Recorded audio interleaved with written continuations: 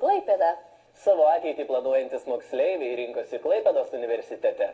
Čia vyko jau antrą kartą organizuotas projektas Specialybių mugė. Būsimi studentai buvo supažindinami su populiariausiamis ir šiuo metu perspektyviausiamis specialybėmis bei studijų programomis. Projektą Specialybių mugė organizavo Fox universitetai. Organizatoriai teigia, kad toks projektas padeda lengviau rasti atsakymus į jaunuoliams rūpimus klausimus, suteikia žinių apie perspektyviausias specialybės, supažindina su įvairių profesijų atstovais ir jų darbu.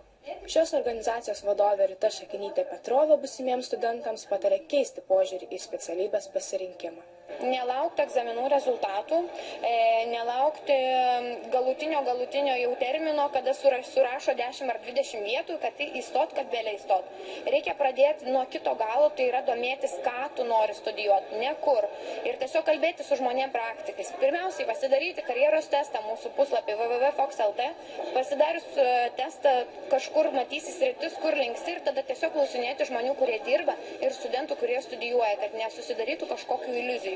Šis projektas siekia suburti būsimus Lietuvos studentus ir supažindinti juos su dabartinė aukšto mokslo sistema tiek Lietuvoje, tiek užsienyje.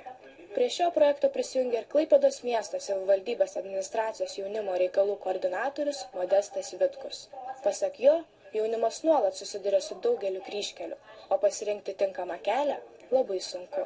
Jis akcentavo praktikos trūkumą studijų metu ir patarė nenuleisti rankų siekiant svajonės. Šiuo metu ypač studentam yra didesnė, sakykime, problema su kokybiškomis praktikomis. Pats irgi dažnai priimu praktikantus ir rasti iš ties jaunuoliai, tie, kurie ateina, rasti tas, kuris tikrai būtų motyvuotas atlikti kokybišką praktiką, ją susirasti, tai nėra lengvas uždavinys.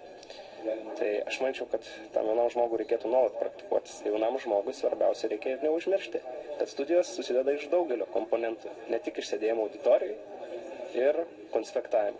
Specialybių mugėje dalyvavo geriausi savo srities žinovai šalyje ir už jos ribų pripažinti populiariausių specialybių specialistai ir sėkmingiausi verslo praktikai.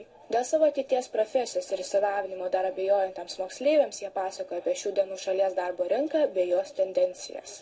Į mugę buvo pakviesti ir vyresniųjų kursų studentai, kurie informavo apie tinkamos specialybės pasirinkimo svarbą.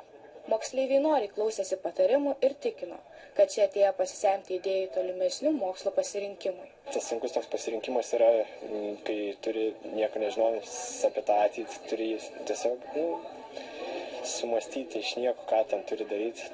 Tu ateini čia pasižiūrėti, pasiklausyti, ką žmonės mano, ką tie dėstytojai sako. Tikėjausi, kad būtų lengviau apsispręsti, kur aš noriu stoti, kokią būtent man specialybę reikėtų pasirinkti, kokios būtų darbo perspektyvos ir kokie balai pagrindiniai man yra, koks egzaminus reikėtų laikyti.